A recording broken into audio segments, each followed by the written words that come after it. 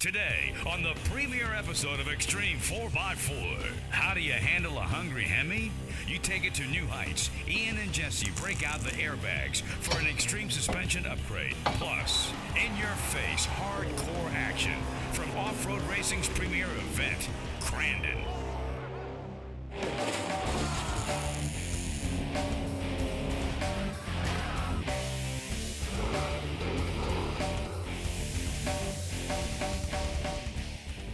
Welcome to our shop and the premiere episode of Xtreme 4x4, the show that's all about the four-wheel drive lifestyle.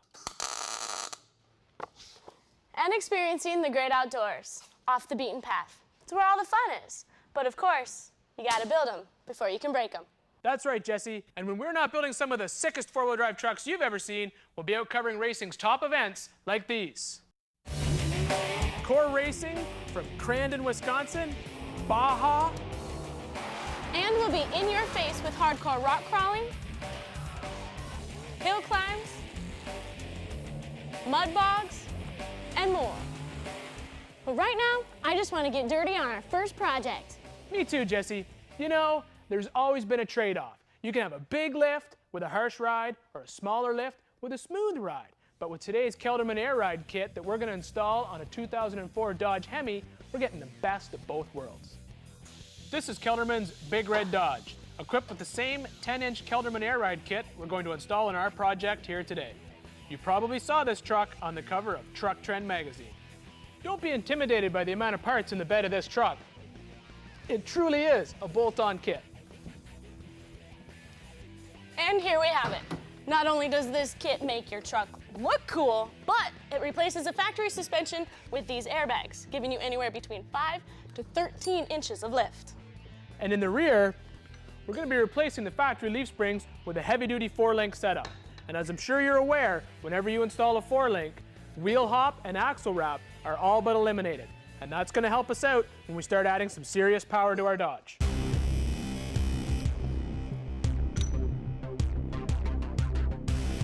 This kit comes complete with everything you will need for the install.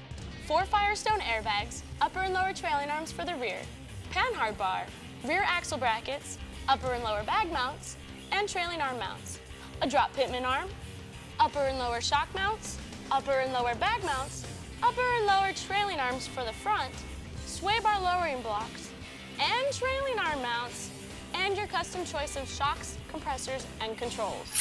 Before you take anything off this truck, it's a good idea to establish a baseline measurement. In this case, we're going to check the pinion angle by marking the differential and using an angle finder.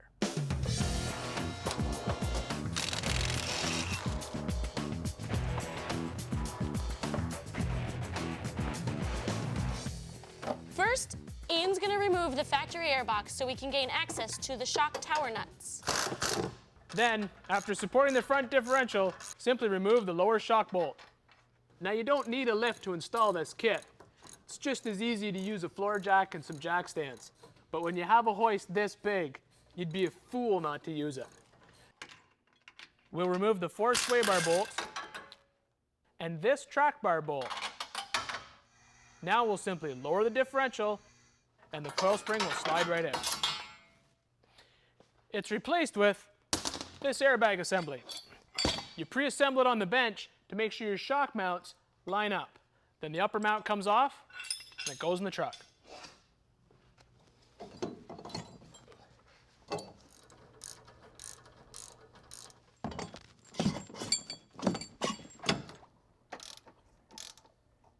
Now that we've got the top of that bag bolted in, it's time to get these trailing arms out of here and the new ones in.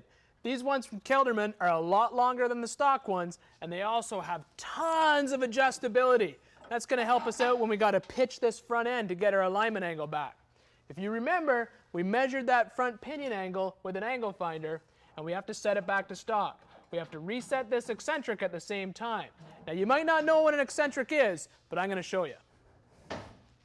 You're going to find an eccentric wherever an alignment angle can be adjusted. In this case, it's a bolt with a washer with a hole knot in the center. And when this turns, it's actually going to pitch that axle back and forth. What that's going to do is it's going to change our caster angle. which is the relationship between the upper and lower ball joint on the truck. Thank you for that eccentric experience on the chalkboard, Ian. No sweat, Jessi. Now remember when I told you about your custom shock options with this kit? We decided to run with the 7100 series with an external reservoir, multiple valving options inside of a 2-inch body. Some people call it Bilstein, some people call it Bill Stein. Either way, these shocks are bitchin'. And they're a real pain to get in. So Ian, could you come over and help me get these in, please? Sure, not a problem. Okay, ready? Yep. Here we go. All right.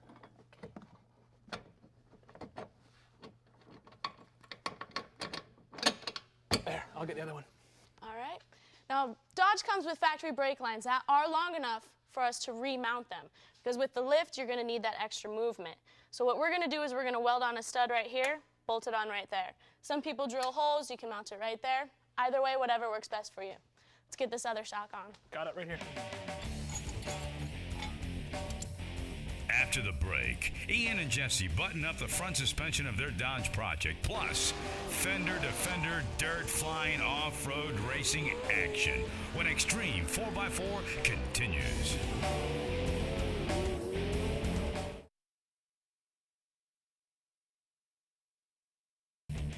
The Xtreme 4x4 Event of the Week is brought to you by Warren, #1 in winches.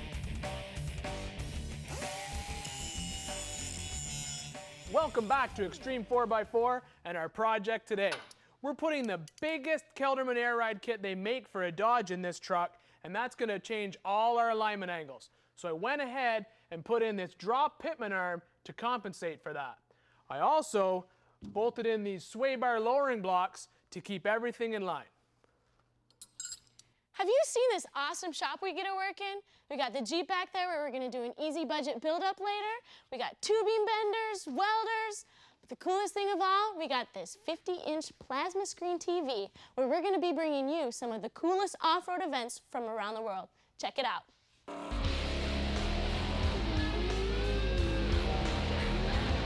For the fastest and most intense truck racing, you gotta love the CORR Series.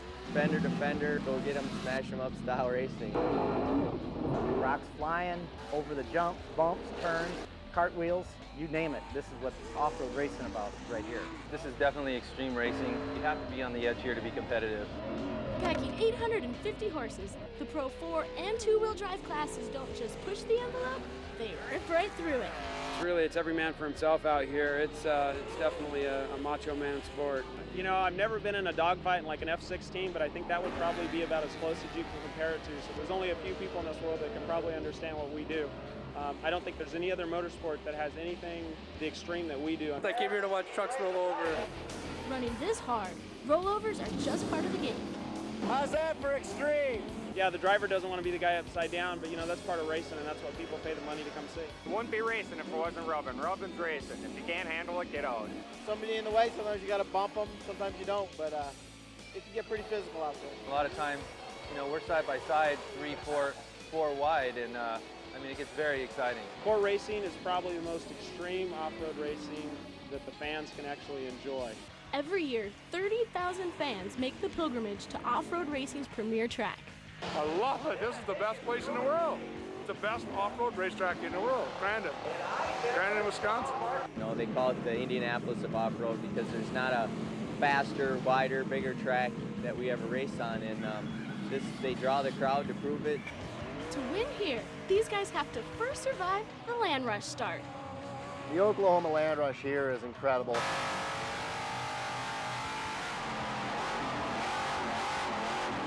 Doing 100 miles an hour into the first turn at the start, you know, and it's quite a challenge going into that turn. It's probably the most adrenaline-packed start of any motorsport. So you get a bunch of trucks going side by side, you connect, you get some excitement going on there. Talk about stacking up, that's the rush right there. Geared to handle the rocks, the jumps, and 3G corners, this place doesn't get any easier after turn 1. Pretty intense. We're squeezing everything we can out of these trucks. The competition is so stiff that, you know, that's what you need to do if you want to win races. You got to let it hang out there. The only thing that keeps them together is just the high-quality stuff we got in them. At a cost of $250,000, a rig like Scott Douglas's Ford ain't built to haul wood. Everything about this thing is handmade, and it's made to do one thing, and that's go from point A to point B in a hurry. And I'm talking, when we go down these straightaways, we can do a 200-yard dash and get this thing probably to 90 miles an hour. And the beauty about it is we can stop it for the next corner. It's in the corners where technology takes over. These axles and CVs cannot handle all that horsepower. So what we've got to do is we've got to have some sort of slipper device to where when it reaches maximum horsepower in a lower gear, it'll momentarily slip it. The other trick thing to it is I come into the corner, and when I lift off the throttle, it disengages this torque on demand system. It's an electric system that's done by a little switch on the throttle, and all of a sudden it gives me two-wheel drive into the corner, so I can pitch it into the corners like a two-wheel drive truck. As soon as I crack the throttle, all four wheels are driving, and away we go. And when the competition gets close, Scott's got a secret weapon. One thing that's real distinct about this, we run two collectors into one single 5-inch exhaust, a 5-inch Dynamax welded muffler right here. It turns out here and comes out right out the side of the truck. What happens is when I get off the throttle, the fuel accumulates in the muffler there, and then that hot air and hot exhaust all of a sudden ignites it and just shoots those flames out. So the kids love it, the crowd loves it, and we kind of love it when it throws the flame in the competitor's window. Now with all this equipment we've talked about, and all this speed, and all this trick stuff, and handmade parts, there's nothing like driving one of these things. It is just incredible. I love my job. It's the most incredible thing in the world. It is just a real thrill to drive these things, and it's super exciting. Look at all that fun. If you would like more information on the CORR Racing Series, you can check out a link on our website after the show. And Scott Douglas offered to bring that F-150 by later this season. We're going to flip a coin to see who gets to drive it.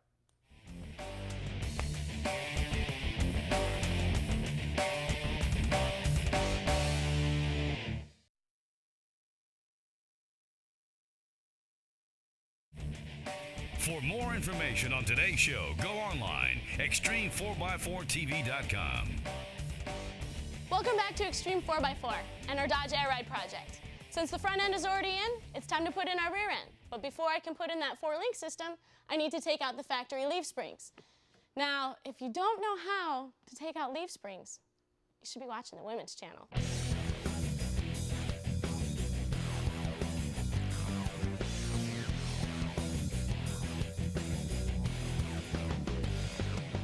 Out with the old, in with the new. These are the factory bump stops, and we are going to be replacing them with these upper bag mounts. There's a lot less bracketry in the rear. You simply install a lower trailing arm bracket, shock mount, and axle brackets.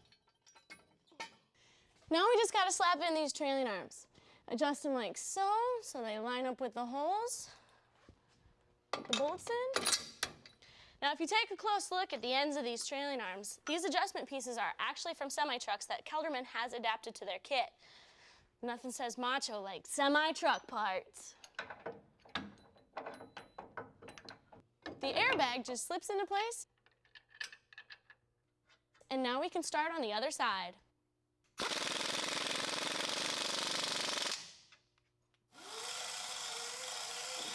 We know the guy who owns this truck, and he's going to work it pretty hard. So we're going to go ahead and tack all the trailing arm brackets to the frame with our MIG welder. MIG welders are pretty commonplace in most shops. Here at Xtreme, we like to use a mixed gas of both argon and CO2 so we get good, clean welds with excellent penetration. And since Kelderman powder coats this kit, I went ahead and took the liberty to grind some of that powder coating off so I can actually weld it to the frame.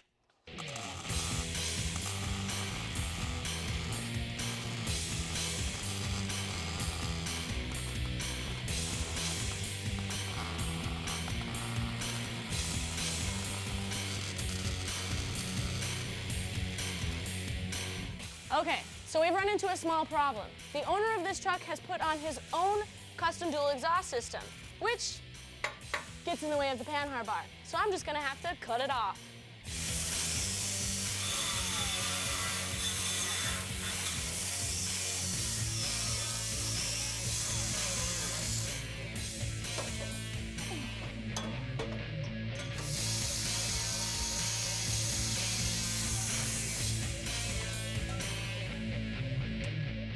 When you push the limit of any lift kit like we do here at Xtreme, you're going to run into some issues. In this case, we're going to have to install this indexing ring between the transfer case and the transmission to clock it down.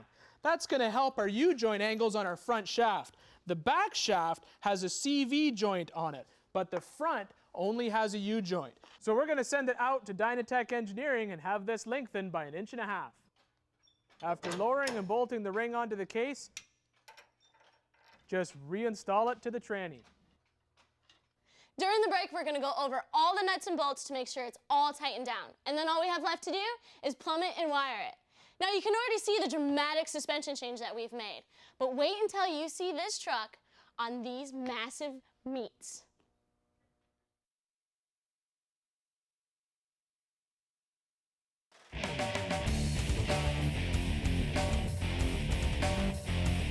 I gotta be honest with you, this hasn't been the easiest job, but if we wimped out on the first show, we couldn't call ourselves Xtreme. I've gone ahead and fabbed up this aluminum panel to hold all of our air ride stuff. We've gone with their big red solenoid pack, 4 valves, 4 tires, traded out the tanks for 2 3-gallons, and are gonna stick with their twin Vi-Air compressors. This whole panel is gonna slip in place with the spare tire, because when you're rolling on 38s, we don't need a spare. Speaking of 38s, these are Mickey Thompson's Baja Claw radials, which are perfect for our massive street lift because of their improved rolling and hydroplane resistance.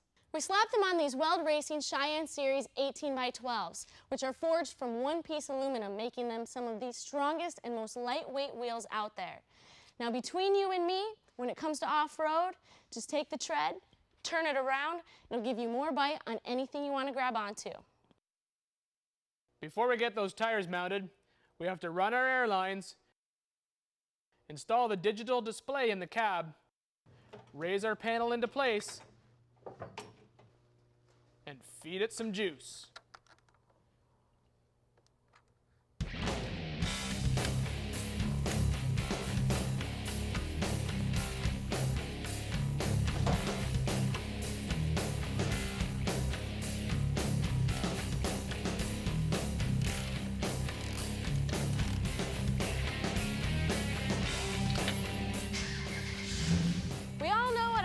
Hemi looked like, well, take a look at this.